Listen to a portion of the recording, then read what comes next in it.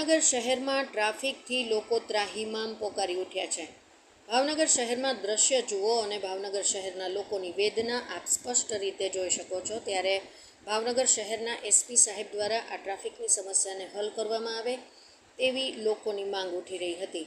ત્યારે ભાવનગર પોલીસ તંત્ર અને ભાવનગર શહેર એસપી સાહેબ પાણીની ટાંકી વિસ્તારમાં ટ્રાફિકનો સમયસરનો નિકાલ જલ્દી આવે તો આજે એક એમ્બ્યુલન્સની અંદર એક દર્દીએ હોસ્પિટલમાં પહોંચવામાં વાર લાગી હતી। ત્યારે હવે ફરી આવી ઘટના જો ઘટે તો કોઈ વ્યક્તિનો જીવ જાય તો જવાબદાર કોણ રહેશે તેવું લોકમુખે ચર્ચાઈ રહ્યું હતું। ભાવનગર જિલ્લા એસપી દ્વારા ટ્રાફિકની સમસ્યાનો નિકાલ જલ્દીથી જલ્દી લાવે એવી માંગ ઉઠી હતી। રિપોર્ટર હર્ષ રાવલ, ભાવનગર।